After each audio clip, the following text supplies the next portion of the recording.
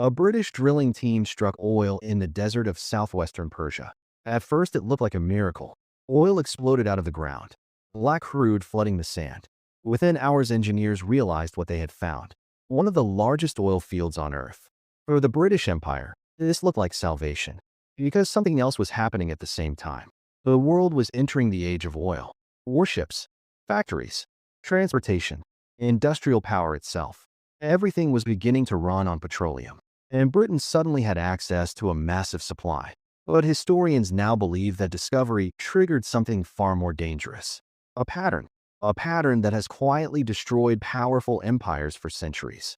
It always unfolds in stages: discovery, control, backlash, revolution, and then decades of geopolitical conflict.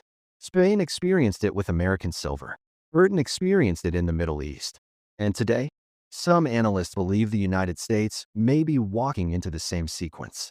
Iran is one of the clearest examples of this pattern ever recorded, because across the past century, all five stages unfolded there almost perfectly. And if you understand those stages, you start seeing echoes of them in the world today. So the real question isn't whether the pattern exists. History already answered that. The real question is this: which stage are we in right now? The oil strike in 1908 was enormous. Within a year, British investors created the Anglo-Persian Oil Company to control it. Pipelines spread across the Iranian desert. Refineries rose along the Persian Gulf. Entire industrial towns appeared where empty land once existed. From London's perspective, this looked like a strategic breakthrough. And the timing couldn't have been more important, because the British Empire faced a technological revolution in warfare. Coal-powered warships were becoming obsolete. Oil-powered ships were faster, more efficient, and capable of traveling far longer distances. One of the strongest advocates for this transition was Winston Churchill. Churchill believed the future of naval power depended on oil, but Britain had almost none. Iran did. So the British government invested directly in the company extracting it, and the Royal Navy became dependent on oil flowing from Iranian soil. At first, this looked like a brilliant strategic move, but hidden inside that decision was a dangerous dependency. Because once an empire builds its military power around a resource it does not control, losing access to that resource becomes unacceptable. That's the trap of stage one: discovery. The moment the empire realizes it needs something it doesn't fully own. For decades, oil flowed west. Tankers left Iranian ports loaded with crude. Refineries processed it. Profits accumulated primarily in Britain. Inside Iran, a different story unfolded. Many Iranians watched foreign companies grow wealthy from resources beneath their land. Meanwhile, ordinary citizens saw little economic benefit. By the mid-20th century, political pressure was building. Then in 1951, Iran elected a new prime minister, Mohammad Mosaddegh. Mosaddegh believed Iran should control its own natural resources, so he proposed nationalizing the oil industry. The Iranian parliament approved the plan. Inside Iran, the decision was wildly popular. Crowds celebrated in the streets. But in London, it triggered panic, because suddenly the energy source powering the Royal Navy was outside British control. Britain responded with economic pressure, an international boycott of Iranian oil, financial isolation. Iran's economy began collapsing, but London wanted Mosaddegh removed entirely.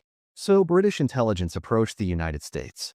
In 1953, the Central Intelligence Agency helped organize a covert operation. Protests were funded. Military officers switched sides. Political chaos spread through Tehran. Mosaddegh was arrested, and the Shah returned to power. From Washington and London, the operation looked successful. Oil production resumed. The crisis appeared solved. But something deeper had happened. Millions of Iranians had just watched their democratically elected government disappear overnight.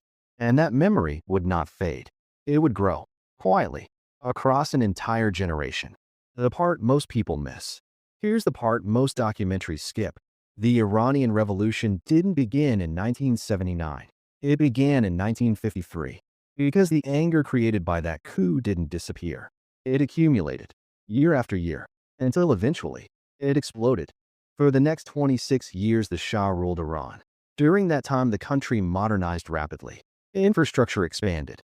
Universities opened. Western businesses invested heavily. Tehran became one of the most modern cities in the region. But political dissent was tightly controlled. The Shah's intelligence service, SAVAK, monitored opposition movements. Activists were arrested. Critics disappeared. Many Western governments knew about these tactics. But Iran remained a critical strategic ally, and the oil kept flowing. Then suddenly, the system collapsed. In 1978, protests erupted across the country. Students marched. Workers went on strike. Religious leaders joined demonstrations. The anger that had been building since the 1950s surfaced all at once. Within months, the Shah fled the country, and a man returned from exile, Ayatollah Ruhollah Khomeini. Millions of Iranians flooded the streets to welcome him. The monarchy collapsed. The Islamic Republic was born. Later that year, Iranian students stormed the American embassy in Tehran. 52 diplomats were taken hostage for 444 days. Revolutions create instability, and instability creates opportunity. In 1980, Iraq's leader Saddam Hussein decided to act. He believed Iran was weakened after the revolution. Its military leadership had been purged. Its government was reorganizing. So Iraq invaded. The conflict that followed lasted 8 brutal years. Trench warfare, missile strikes on cities, chemical weapons, nearly 1 million casualties. Global powers became involved indirectly. The United States provided intelligence support to Iraq. Other countries supplied weapons to both sides. Meanwhile, the war spilled into global energy markets. Oil tankers crossing the Persian Gulf became targets. Shipping insurance prices soared. Energy markets panicked. The war threatened one of the most important choke points in the global economy, the Strait of Hormuz. Roughly 20% of the world's oil passes through this narrow channel. To protect shipping routes, American warships began escorting tankers through the region, which meant U.S. forces were now operating directly inside a conflict zone. Stage 5 looks very different from the earlier stages. There are no sudden revolutions, no massive wars. Instead, there is constant pressure. Since 1979, the United States has imposed layers of sanctions on Iran: banking restrictions, trade bans, energy export limits. The goal has been to pressure Iran's government into changing its behavior. But after more than 4 decades, the regime still exists. Instead, Iran adapted. Rather than competing with larger powers through conventional military strength, it developed asymmetric strategies: missile systems, drone technology, regional alliances, proxy groups. These tools allow Iran to influence conflicts across the Middle East at relatively low cost. And because global energy markets remain interconnected, even small disruptions can ripple across the world economy. A drone strike, a tanker attack, a cyber incident. Any of these events can move oil prices overnight, which means even smaller powers can still shape global systems. Step back from the details, and the pattern becomes visible. First, an empire discovers a resource it needs. Then it moves to control that resource.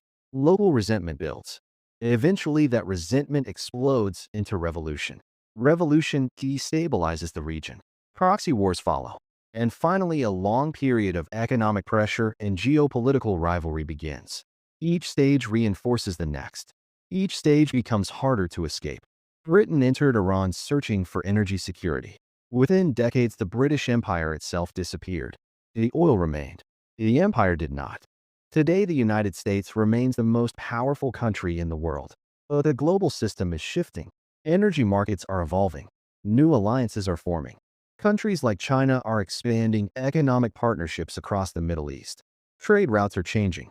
Financial systems are diversifying. None of this guarantees history will repeat. But patterns matter. Because every empire believed it was the exception. Spain believed its silver guaranteed power. Britain believed its navy guaranteed power. The Soviet Union believed ideology guaranteed power. Each one eventually discovered the same truth. Power built on fragile systems can erode faster than expected. The lesson from Iran isn't about one country. It's about how global power works. Resources create influence. Influence creates conflict. Conflict reshapes the world order. And every empire eventually faces the same decision: adapt to the new system or keep fighting the old one. Because history rarely repeats perfectly, but it rhymes far more often than empires expect.